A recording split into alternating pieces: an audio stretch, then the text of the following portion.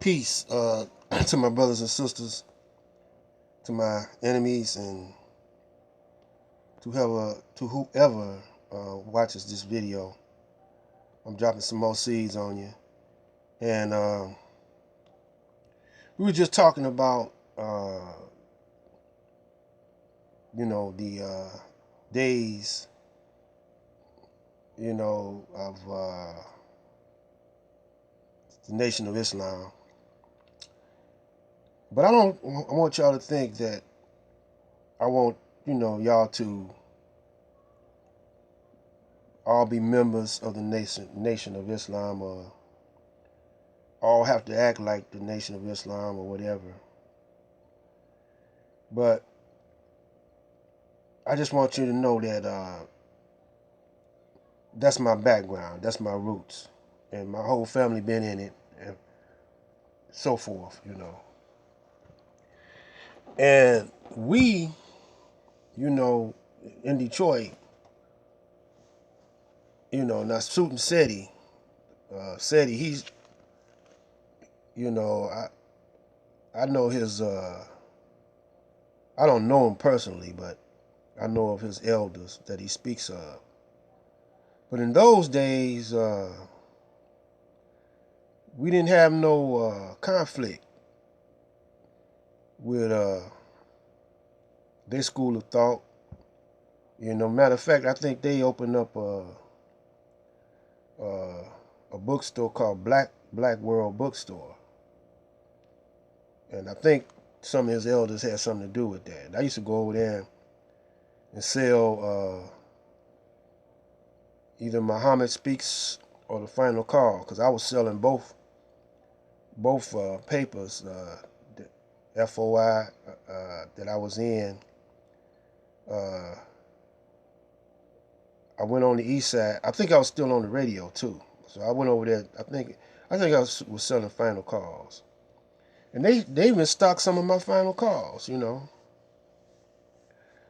So it was this place called a Knockin' Tunes,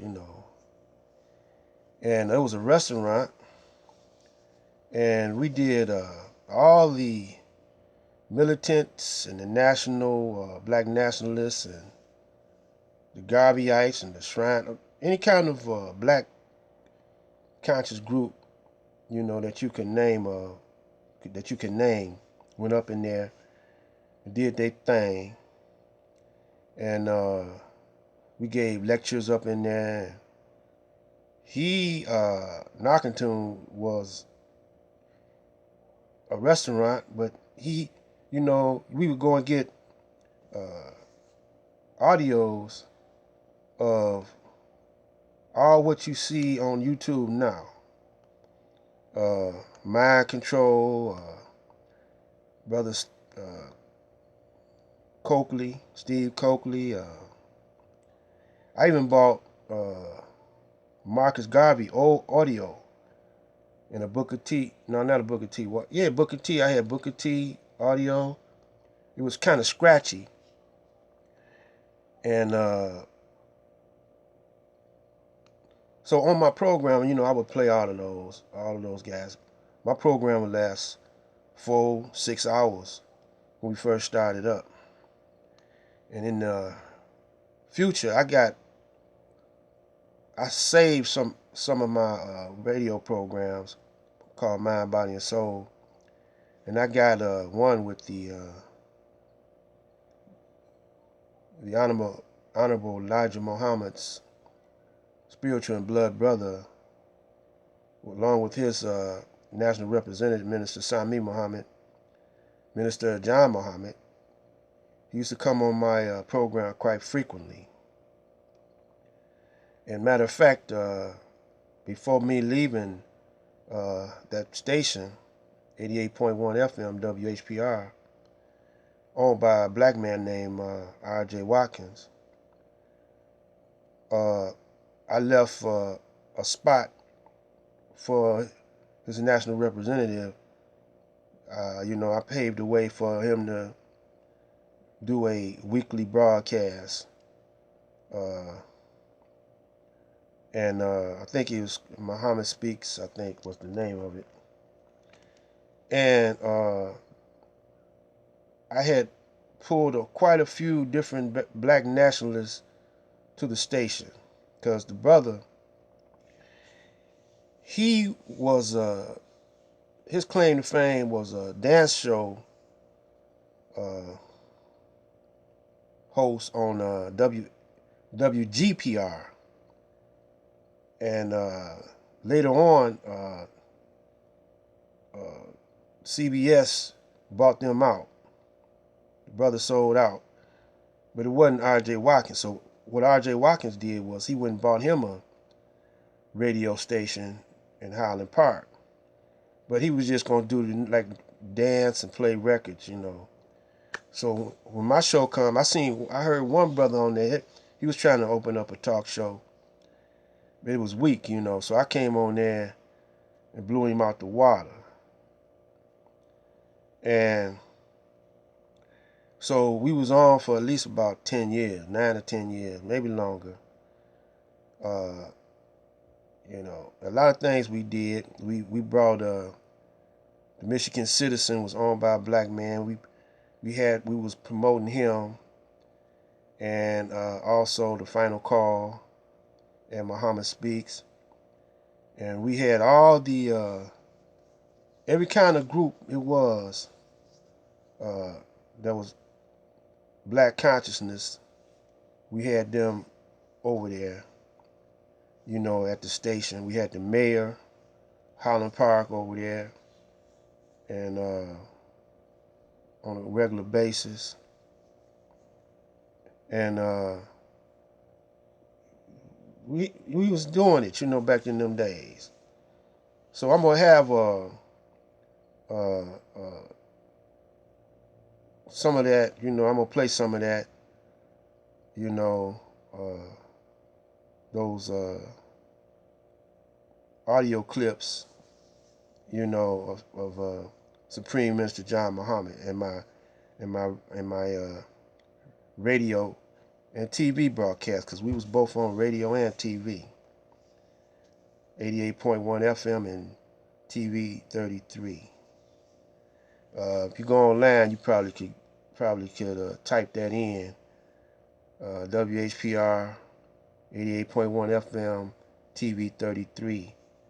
I think that's the one. They still do. I think they might be on YouTube, you know. But it's a guy that's a brother that's over there now. That when I was leaving, he was coming in. His name is the son of man. They call him Marvin Johnson, Marvin Muhammad. Marvin Muhammad. He started debating with all the brothers, you know, and because I had a format called We the People, and so we had Silas, some of Silas's ministers on there. We had some Garveyites, you know. We had round table discussions, and we was doing debates, but I didn't mean for it to turn into debates. And when it started getting heated, I just quit, you know, because I wanted to unify the brothers so we could trade with each other, you know, because brothers owned bakeries, brothers owned stores, and brothers had computer shops, printing shops, and brothers was selling fruit, and restaurants. Some brothers had restaurants. So we should have traded with each other instead of debating with each other, you know. We should keep the income in to our community. And then we wanted to go down there to the wholesalers. We all pull our resources together. We can get wholesale prices, you know, and we could all stock up our stores. That's what the Arabs and all of them do. So I had this one lady on the program called She had a store that's on 7 Mile in Southfield called Strictly Sports, and she had a store in Highland Park. And we was having all the black businesses on our uh, radio program, and so when she told me, she said that brothers and sisters is jealous because she tried to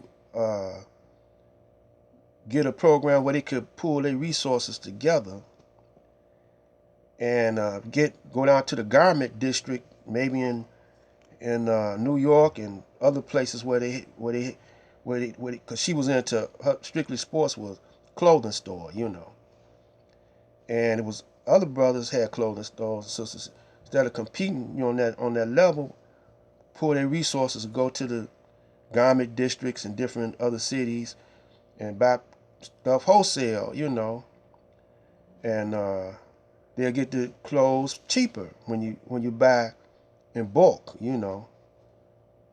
But they sell to us. I mean, we can't never do that. We almost pay retail prices because we try to go down there with the little money we got, and we end up spending more money for our stock